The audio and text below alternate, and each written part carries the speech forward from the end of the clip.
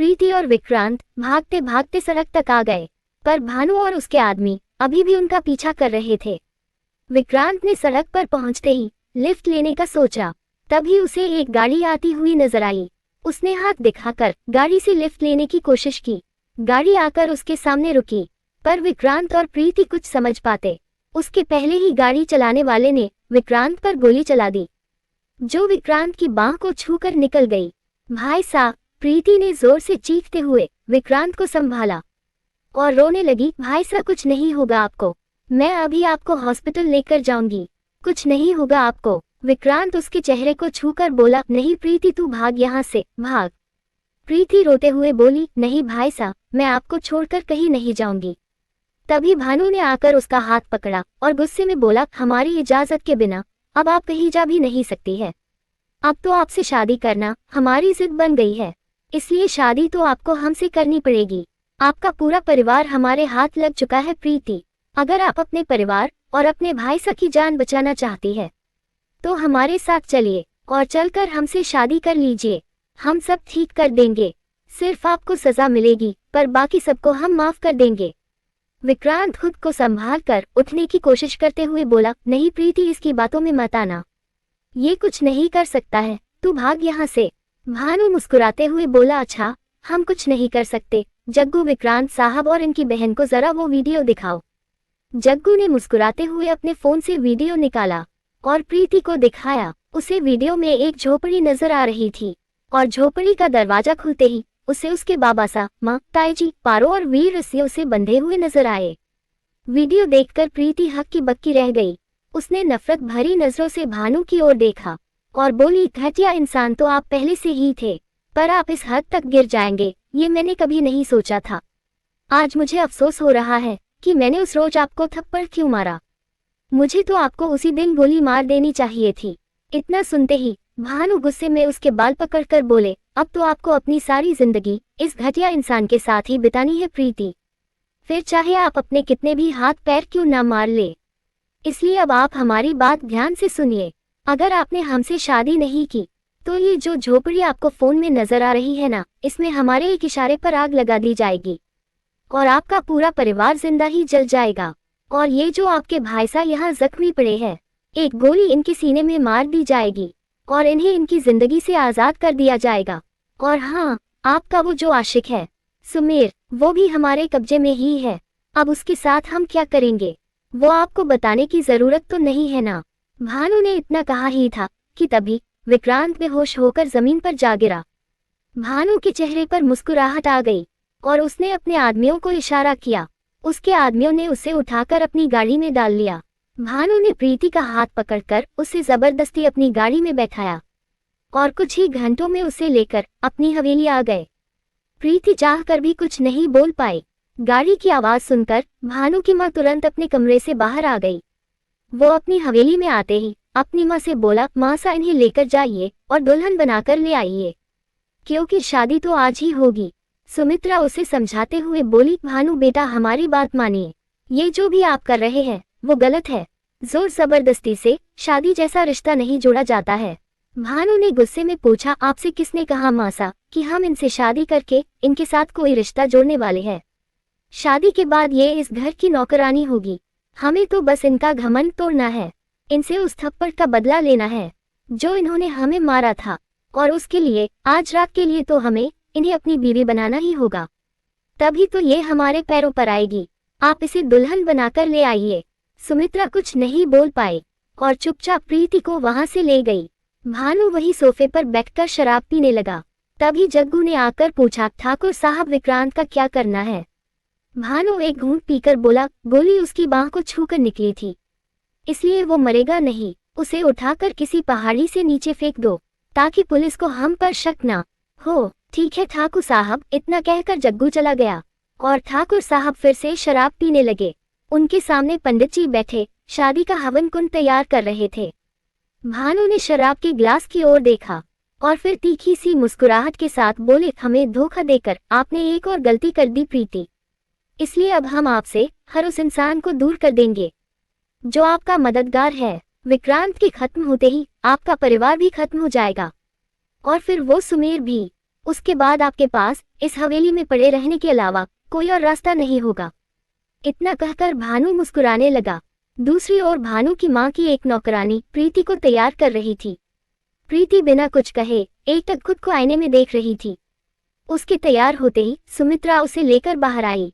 उसे देखकर भानु मुस्कुराए और बोले, तो आप आ गई, आइए शादी करते हैं। ये सुनकर प्रीति गुस्से में बोली, पहले मेरे भाईसा से मेरी बात करवाइए। हॉस्पिटल ले जाते वक्त रास्ते में दम तोड़ दिया आपके भाईसा ने, भानु शराब का ग्लास घुमाते हुए बोले। प्रीति के जैसे होश ही उड़ गए। उसने रोते हुए गुस्से में भानु की कॉलर पकड़कर कहा, झूठ बोल रहे हैं आप। जरूर आपने ही मेरे भाईसा के साथ कुछ किया होगा। क्या किया आपने उनके साथ? कहाँ है मेरे भाईसा? भानु ने अपनी कॉलर छुड़ाई और बोला, हाँ हमने ही आपके भाई को ऊपर भेज दिया है। धोखा दिया था उन्होंने हमें, तो उस धोखे की सजा तो उन्हें मिलनी ही थी। ये आपके लिए एक सबक था प्रीति, हमें धोखा देने के बारे में सोचना भी मत, वरना आप सोच भी नहीं सकती कि हम और क्या क्या करेंगे। प्रीति रोते हुए बोली, धोखेबाज तो आप हैं ही ठाकुर साहब। वादा करने के बाद भी आपने मेरे भाई साहब को मार दिया। अब मैं आप पर भरोसा नहीं करूंगी और न ही ये शादी करूंगी। जा रही हूं मैं, अगर रोक सकते हैं तो रोक लीजिए। इतना कहकर प्रीति वहां से जाने लगी। आग लगा दो उस झोपड़ी में, भानु के इतना कहते ही प्रीति के कदम रुक गए। उसने पलटकर भानु की ओर देखा तो वो हाथ में एक फोन लिए हुए था। उसने प्रीति की ओर देखते हुए व्हाट्सएप कॉलिंग की और फिर फोन अपने एक आदमी को दिया। उस आदमी ने प्रीति के पास आकर फोन उसकी ओर बढ़ा दिया। प्रीति ने फोन में देखा कि भानु का एक आदमी मशाल हाथ में लिए हुए झोपड़ी की ओर बढ़ रहा था। प्रीति की आंखें खुली की खुली रह गई। वो भागती हुई भानु के पास आकर बोली, प्लीज ठाकुर साहब ऐसा मत करिए, छोड़ दीजिए मेरे परिवार को। आपकी दुश्मनी मुझसे है तो मैं आपके सामने हूँ, पर प्लीज मेरे परिवार को छोड़ दीजिए। प्रीति ने इतना कहा ही था कि तभी भानु के आदमी ने झोपड़ी में आग लगा दी।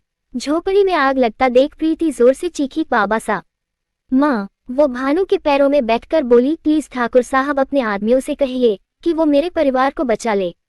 उसने इतना कहा ही था कि उससे फोन में किसी के चीखने की आवाज आई। झोपड़ी में आग लगने से झोपड़ी के अंदर से बचाओ बचाओ की आवाजें आ रही थी। तभी एक जलता हुआ आदमी झोपड़ी से बाहर भागते हुए फिर से चीखा, बचाओ। ये सब देखकर प्रीति बेहोश होकर जमीन पर गिर पड़ी। उसके गिरते ही भानु मुस्कुराने लगा। सुमित्रा ये देखकर तुरंत उसके पास आकर बोली, भानु बस करिए ये सब।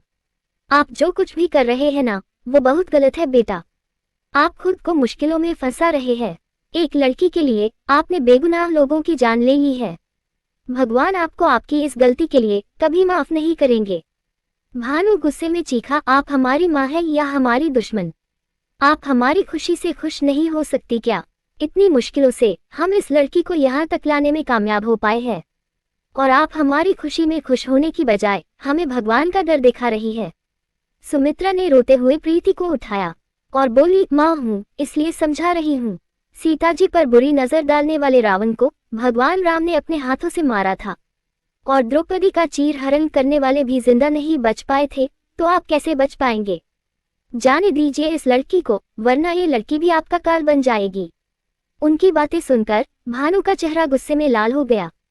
वो उठकर पंडित जी से बोला, ए पंडित, तुझे क्या यहाँ हमारी शक्ल देखने के लिए बुलाया है? शादी के मंत्र पढ़ना शुरू कर। पंडित ने घबराकर मंत्र पढ़ना शुरू कर दिए। भानु ने प्रीति को उठाया और बेदी पर बैठाकर वही खड़ी नौकरानी से बोला, मेरा मुंह क्या देख रही है? पकड़ इसे। नौकरानी ने डर के मारे जल्दी से आकर प्रीति को पकड़ लिया। भानु खुद भी शादी की बेदी पर बैठ गया। पंडित जी ने भी जल्दी जल्दी मंत्र पढ़ना शुरू कर दिए। भानु ने अपने एक आदमी को वीडियो बनाने और दूसरे को तस्वीरें खींचने का इशारा किया। तभी पंडित जी डरते हुए बोले, दूल्हे की मां गठबंधन करने के लिए आगे आए।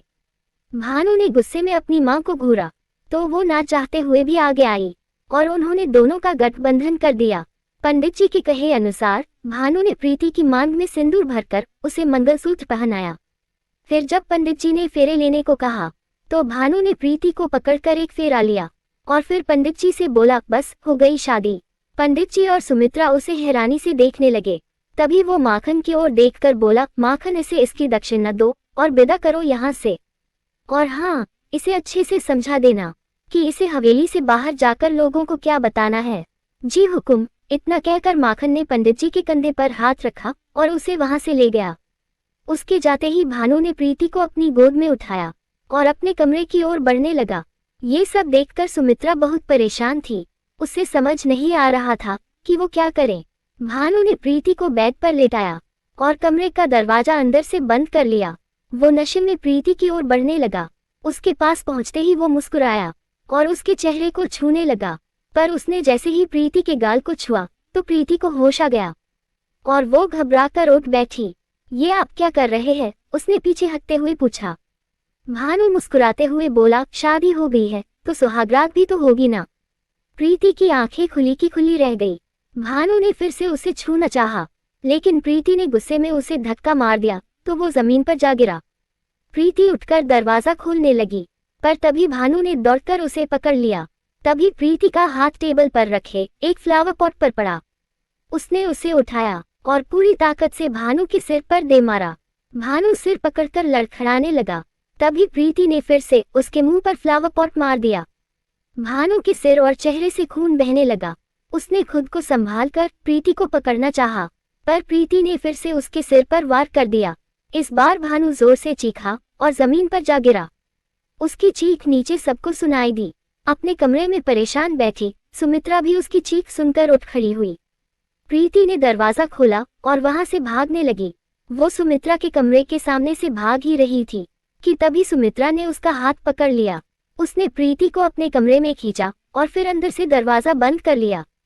प्रीति रोते हुए बोली, प्लीज मुझे यहाँ से जाने दीजिए, मैं इस हवेली में उस राक्षस के साथ नहीं रह सकती। सुमित्रा तुरंत बोली, एल हमारी मदद के बिना तुम यहाँ से नहीं निकल पाओगी प्रीति, इसलिए आओ हमारे साथ। प्रीति उन्हें हैरानी से देखने लगी। तभी सुमित्रा ने उसका हाथ पकड़ा और उसे वहां से ले गई। दूसरी ओर भानु के सारे आदमी दौड़ते हुए उसके कमरे में पहुंचे। माखन ने जैसे ही भानु को खून में लथपथ देखा तो उनकी ओर दौड़ पड़ा। ठाकुर साहब आप ठीक हो ना? पर तभी भानु कुछ कहने की कोशिश करते हुए बेहोश हो गया। माखन ने तुरंत उसे उठाकर बेड पर लेटाया और अपने आदमियों से बोला, उस लड़की को ढूंढो। ठाकुर साहब पर हाथ उठाया है उसने, वो इस हवेली से बाहर निकलने ना पाए, जाओ ढूंढो उसे। माखन के इतना कहते ही सारे आदमी प्रीति को ढूंढने लगे। माखन ने तुरंत डॉक्टर को फोन किया। दूसरी ओर सुमित्रा प्रीति को एक तहखाने जैसे कमरे में लेकर आई। उनके साथ उनकी नौकरानी भी थी। सुमित्रा उसके हाथों से बैग लेकर प्रीति को देते हुए बोली, ये आपका बैग रखिए, ये हमारी खास नौकरानी इमली है, हमें खुद से ज्यादा भरोसा इस पर है। ये इस रास्ते से आपको सुरक्षित रेलवे स्टेशन तक पहुंचा देगी। अब आपका इस दुनिया में कोई नहीं रहा बेटा, पर कहते हैं जिसका कोई नहीं होता उसका भगवान होता है, इसलिए यहाँ से कहीं दूर चली जाओ और लौटकर यहाँ कभी मत आना, इसी में तुम्हारी भलाई है, जाओ यहाँ से। इतना कहकर उन्होंने इमली को इशारा किया। इमली ने तुरंत दरवाजा खोल दिया। सुमित्रा ने प्रीति को एक गन दी और बोली, इसे अपने पास रखो, आपको इसकी जरूरत पड़ सकती है, जाओ। प्रीति अभी भी उन्हें हैरानी से देख रही थी। तभी इमली ने उसका हाथ पकड़ा और बोली, चलिए बायसा, जल्दी चलिए। प्रीति उसके साथ चली गई। उसके जाते ही सुमित्रा ने तहखाने का दरवाजा बंद किया और फिर से ऊपर आ गई। वो तेजी से भानु के कमरे में पहुंची तो उन्होंने देखा कि भानु बेड पर बेहोश पड़ा था और माखन उसके सिर से खून साफ कर रहा था। वो दौड़ते हुए भानु के पास आई और रोते हुए बोली, हमने समझाया था आपको कि उस लड़की से दूर रहिए, पर आप नहीं माने, अब देखिए उस लड़की ने क्या किया। ये सुनकर माखन गुस्से में बोला, आप फिक्र मत करिए ठकुराइन साहब, वो लड़की चाहे कितनी भी कोशिश क्यों ना कर ले, पर यहाँ से भागना उसके बस की बात नहीं है।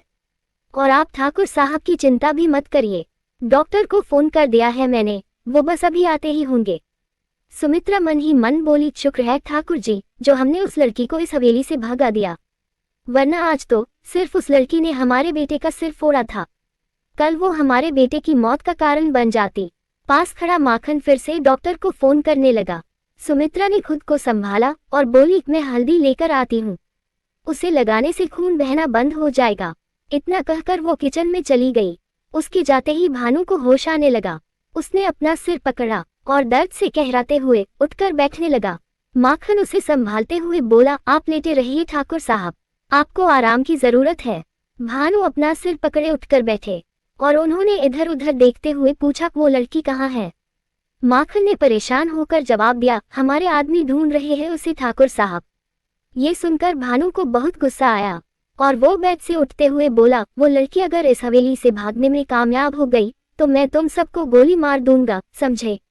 इतना कहकर भानु ने लड़खड़ाते हुए अपने सिर पर रुमाल बांधा और अलमारी से गन निकाली। उसने अपनी गन देखते हुए कहा, हम भी देखते हैं प्रीति कि आप कब तक और कहां तक हमसे भागती है। भानु गुस्से में भनभनाते हुए अपने कमरे से बाहर आए। माखन भी उसके पीछे दौड़ पड़ा। दूसरी ओर प्रीति और इमली जंगल के रास्ते से होते हुए रेलवे स्टेशन तक पहुंची। रेलवे स्टेशन देखते ही प्रीति ने इमली की ओर देखा और हाथ जोड़कर बोली, आपका बहुत बहुत शुक्रिया। इमली ने उसका हाथ पकड़ा और बोली, आपको शुक्रिया करने की कोई जरूरत नहीं है बायसा। अगर आप यहाँ से सुरक्षित निकल गई तो मेरा भी ठाकुर साहब से बदला पूरा हो जाएगा। उन्होंने मेरी बेटी को भी अपनी हवस का शिकार बनाया था। मैं और ठकुराइन उसे तो नहीं बचा सकी, पर अगर आज आप बच गई तो मुझे लगेगा कि आज मेरी बेटी भी बच गई है, इससे पहले कि ठाकुर साहब और उनके गुंडे यहाँ पहुँचे।